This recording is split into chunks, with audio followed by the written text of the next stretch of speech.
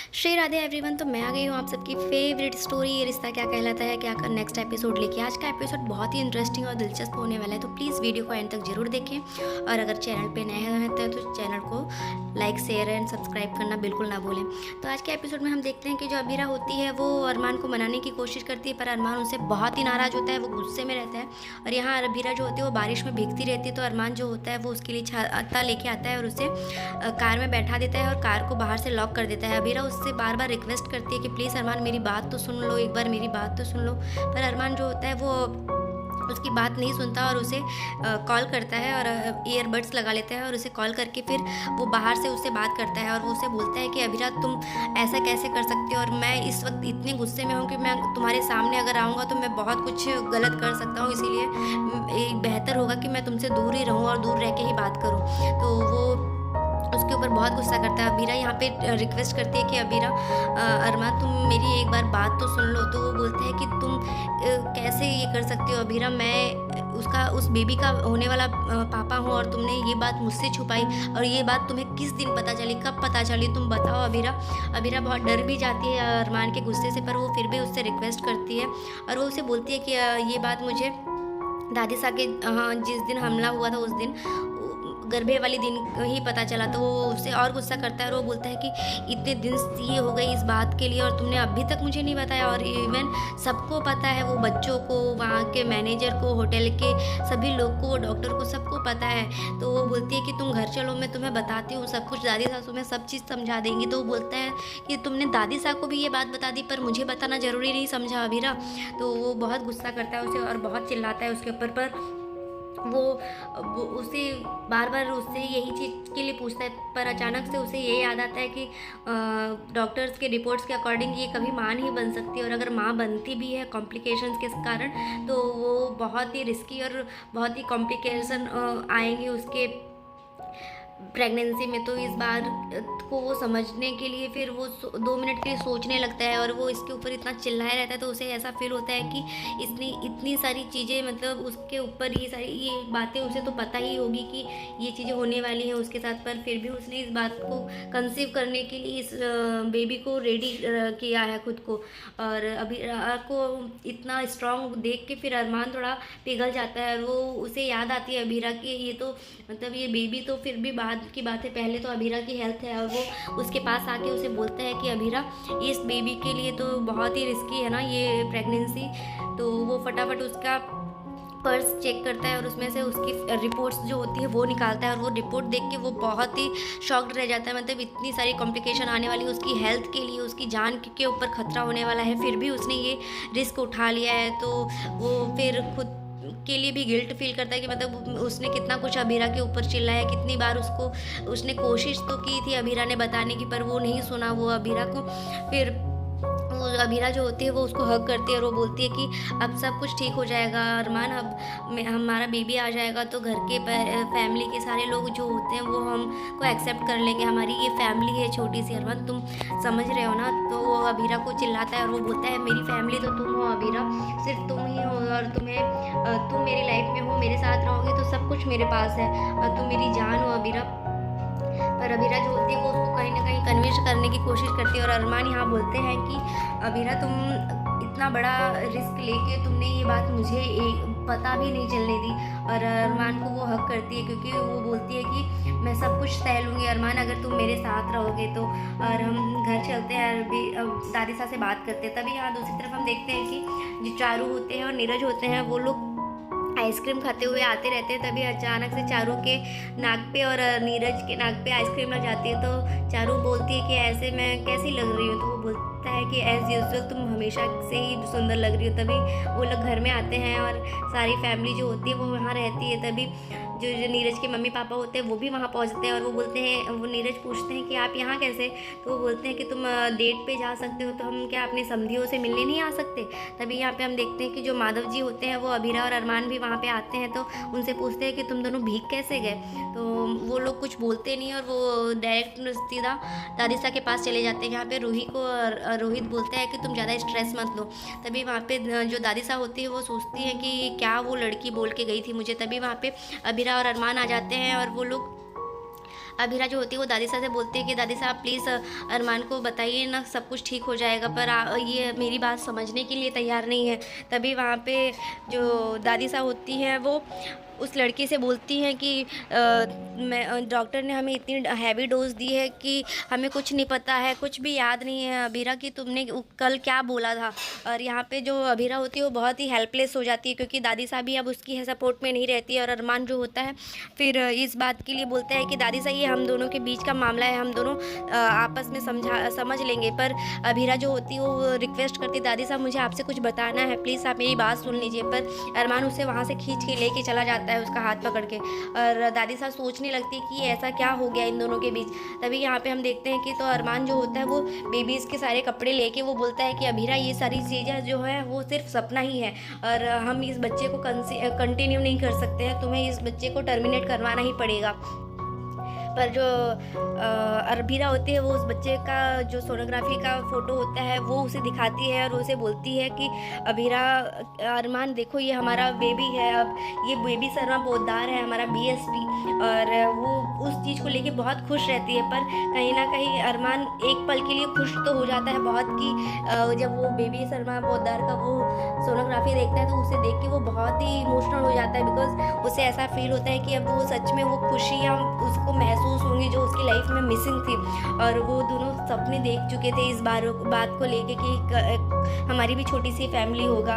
और ये अभीरा जो होती है वो कहीं ना कहीं उसे कन्विंस करने की कोशिश करती रहती है, पर अरमान जो है वो उसकी बात सुन तो लेता है और उसे उसकी बातों को समझता भी है कि अभीरा इस बेबी को लेके कितनी प्रोटेक्टिव और कितनी अटैच्ड हो चुकी है इस बेबी के साथ। और यहाँ पे अरमान जो होता है वो कुछ बोलता नहीं, सिर्फ अभीरा की बात सुनता है, पर वो उसको बताता है कि इससे तुम्हारी जान जाने का खतरा है अभीरा, तो तुम क्यों ऐसा कर रही हो। तो बोलती है कि अगर ऐसा कुछ नहीं होगा अरमान, तुम टेंशन मत लो, सब कुछ अच्छा हो जाएगा। पर वो बोलता है कि तुम्हें अगर ऐसा ही करना है तो मैं भी जा रहा हूँ अपनी जान देने, क्योंकि तुम ही मेरी दुनिया हो, मैं ऐसे रिस्क नहीं ले सकता। बिकॉज उसे वो सारी बातें याद आती है जो उसने हॉस्पिटल में उस आदमी के लिए बोला था कि कल को तुम कैसे पति हो जो तुम अपनी बेबी का ध्यान नहीं रखे, तुमने बच्चे के लिए अपनी वाइफ को कुर्बान कर दिया इस तरीके से। तब उसे याद आता है और वो उसे सॉरी बोलता है अभीरा को कि अभीरा तुम ये बच्चे को टर्मिनेट कराने के लिए रेडी रहो, तुम्हें जितना रोना है तुम रो लो, जितना तुम्हें खुद को स्ट्रांग बनाना है तुम खुद को स्ट्रांग बना लो, और इस बच्चे को टर्मिनेट करने के लिए रेडी हो जाओ। तो अभीरा बोलती है कि तुम कैसे फ़ैसला ले सकते हो, ये मेरा बेबी है तो इसका फ़ैसला भी मेरा ही होगा, मेरी लाइफ है।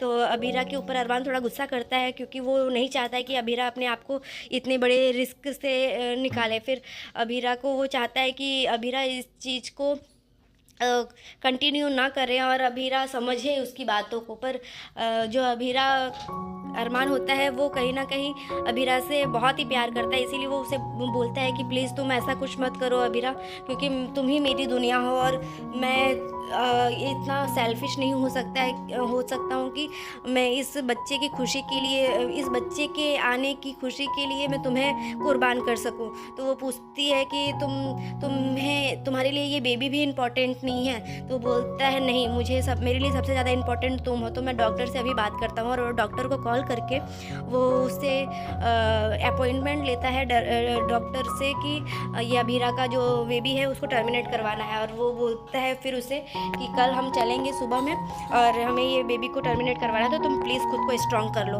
पर अभीरा इस बात से गुस्सा हो जाती है, कहीं ना कहीं उसे ये बेबी कंटिन्यू करना ही होता है। तो वो इसके लिए वहाँ पे उससे बात करती है अभीरा से, और अभीरा जो होती है वो अरमान से बोलती है कि अरमान प्लीज़ तुम ऐसी बात मत बोलो, क्योंकि वो उससे बोलता है कि मैं भी अगर तुम ये कंटिन्यू करना चाहोगे तो मैं भी अपना जान देने जा रहा हूँ। पर अभीरा जो होती है वो थोड़ा क्योंकि अभीरा भी अरमान से बहुत प्यार करती है, इसलिए वो उसके लिए भी बहुत फिक्र करती है। और यहाँ अरमान जो होता है वो उसकी बात को भी समझता है, क्योंकि वो अभीरा से बहुत प्यार करता है। वो बोलता है कि कुछ भी हो जाए अभीरा, पर मैं ये बेबी को नहीं चाहिए मैं तुम्हें रिस्क में नहीं डाल सकता, इतने बड़े प्रॉब्लम में मैं तुम्हें कैसे डाल सकता हूँ। मैं तुमसे बहुत प्यार करता हूँ, तुम मेरी जान हो, मेरी दुनिया हो, you are my everything my silly girl, वो उसे इतने प्यार से उसे बोलता है। पर अभीरा कहीं ना कहीं ये सोचती है कि ये मुझसे इतना प्यार करता है तो मैं इसके लिए इतना नहीं कर सकती। पर अभीरा उसे कन्विंस करने की कोशिश करती है कि अभीरा, अरमान देखो कल हम चलेंगे, कल को हमारा बेबी हो जाएगा तो सब कुछ अच्छा हो जाएगा। तो अरमान जो होता है वो उसे बोलता है कि देखो अभीरा, मैं छोटा था तभी मेरी माँ चली गई थी, इस वजह से मैं कभी अपने पापा के साथ इतनी अच्छी बॉन्डिंग हमारी हो ही नहीं पाई। तो एज चाहे जो भी हो, लेकिन किसी भी एज में माँ को खोने का ट्रॉमा जो होता है वो सिर्फ बेबी को ही सहना पड़ता है, और मैं ये ट्रॉमा अपने बेबी को नहीं देना चाहता। तो ये उसे समझाता है ये बात। पर अभीरा जो होती है वो उसके साथ ये चीज़ें समझती है, पर कहीं ना कहीं वो अरमान को वहाँ से चला जाता है फिर। और अरमान को जाने के बाद वो खुद के बेबी को याद करती है और बहुत रोती है, बोलती है कि मैं आपसे दूर नहीं होना चाहती हूँ बेबी। तो वो बहुत रोती रहती है और समझ नहीं पाती कि अब वो क्या करे। तभी हम देखते हैं दूसरी तरफ जो अरमान होता है वो भी बहुत ही हर्ट होता है, बिकॉज़ वो खुद को तो स्ट्रांग बना ही लेता है, पर कहीं ना कहीं वो अबीरा के सामने खुद को स्ट्रांग दिखाता है, पर अकेले में बहुत रोता है। और वो अपनी बेबी के सोनोग्राफी के फ़ोटो देखता है और उससे सॉरी बोलता है कि बेबी, मैं बहुत ही बुरा पापा हूँ ना, मैं तुम्हें कितना हर्ट कर रहा हूँ, पर मैं नहीं चाहता कि तुम्हारी वजह से तुम्हारी मम्मा को कोई भी तकलीफ़ हो, इसीलिए मैं तुम्हारी मम्मा से भी बहुत प्यार करता हूँ। तभी वो गिरने ही वाला रहता है तो वहाँ पे मनीष जी आ जाते हैं, और मनीष जी जो होते हैं वो उससे बोलते हैं कि क्या हुआ, मैं तो ये तो नहीं जानता कि ये तुम्हारे आंसू क्यों निकल रहे हैं, पर कभी कभी ऐसा होता है कि आंसू जो होते हैं वो निकल जाना ही बेहतर होता है। और वो बोलते हैं कि मुझे ये तो नहीं पता कि तुम क्या बात कर रहे थे, क्या तस्वीर देख रहे थे, किसकी और किससे बात कर रहे थे, पर मैं और ना ही कभी पूछूंगा, क्योंकि तो अरमान बोलता है कि हाँ सर, मैं आपको नहीं बता सकता वो बात।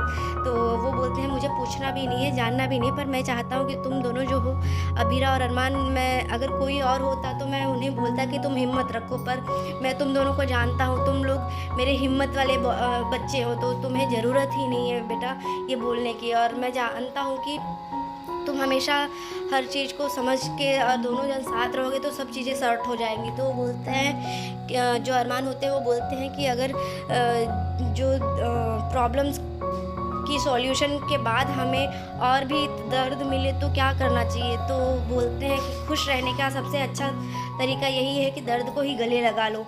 और फिर वो मनीष जी की बात ऐसे सुन के अरमान जो होते हैं वो थोड़ा खुद को समझाते हैं, और कहीं ना कहीं मनीष जी की बातों को वो समझते हैं। तो आज के एपिसोड में बस इतना ही है फ्रेंड्स। नेक्स्ट एपिसोड में हम देखने वाले हैं कि घर में एक फंक्शन चलता रहता है पोद्दार फैमिली में, और अबीरा और अरमान की शादी की सारी उन्होंने एक अच्छा सा डांस परफॉर्म करते हैं, और सारी फैमिली जो होते हैं बहुत खुश होती है। तभी वहाँ पे डॉक्टर के अपॉइंटमेंट के लिए फ़ोन आता है, तो जो अरमान होते हैं वो बात करते हैं और वो बोलते हैं कि हम ज़रूर आएंगे। तो देखते हैं नेक्स्ट एपिसोड में क्या होता है। तब तक के लिए bye bye, take care, Radhe Radhe.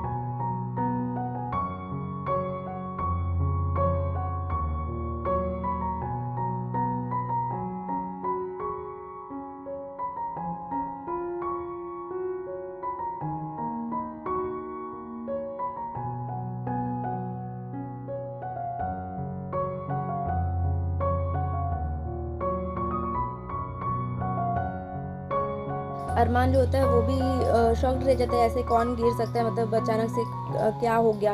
तो सारे जो पब्लिक होते हैं रेस्टोरेंट के वो अबीरा के पास जाते हैं और वो वहाँ पे खड़े होके वो मतलब एक दूसरे से बात करते हैं क्या हो गया इसे। और यहाँ पे हम देखते हैं कि जो डॉक्टर होती है वहाँ पे एक रेस्टोरेंट में, वो वहाँ पे आती है और वो बताती है कि ये तो प्रेग्नेंट है। तभी अरमान वहाँ पे आता है और वो देख लेता है कि अबीरा यहाँ पे है। तो अबीरा को देखते ही वो शॉक्ड हो जाता है कि ये अचानक से ऐसे मतलब क्या हो गया इसे। तब डॉक्टर उसे बताती है कि ये प्रेग्नेंट है, तुम्हें नहीं पता था।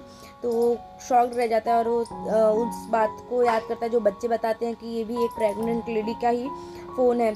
तो वो फ़ोन को अनलॉक करके देखता है तो उसमें अरमान और अबीरा की फ़ोटो होती है। तो उसे पता चलता है कि ये अबीरा का ही है। और फिर अरमान जो होता है वो बहुत कुछ सोचने लगता है कि ये क्या हो गया, मतलब अचानक से अबीरा ने ऐसा क्यों बताया नहीं मुझे कुछ।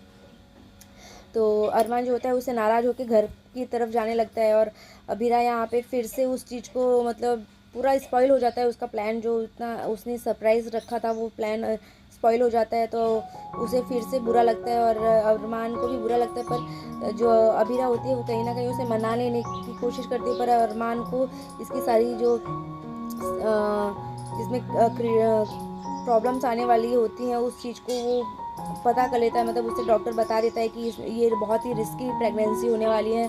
तो अबीरा जो होती है वो खुश रहती है और अरमान को ये गुड न्यूज़ देती रहती है। तो अरमान उसे बोलता है कि हाँ अबीरा, पर अभी हमें ये प्रेगनेंसी टर्मिनेट करनी पड़ेगी बिकॉज बहुत ही रिस्की है और मैं तुम्हें नहीं खोना चाहता। इस वजह से उसने फिर वो प्रेगनेंसी को टर्मिनेट करने के लिए डॉक्टर से बात की होती है। और अबीरा को बोलता है कि तुम बहुत स्ट्रांग हो जाओ अबीरा, खुद को स्ट्रांग कर लो। तो अबीरा बहुत शॉक्ड रहती है। तो आज के एपिसोड में बस इतना ही है फ्रेंड्स। देखने को बने रहिए हमारे साथ।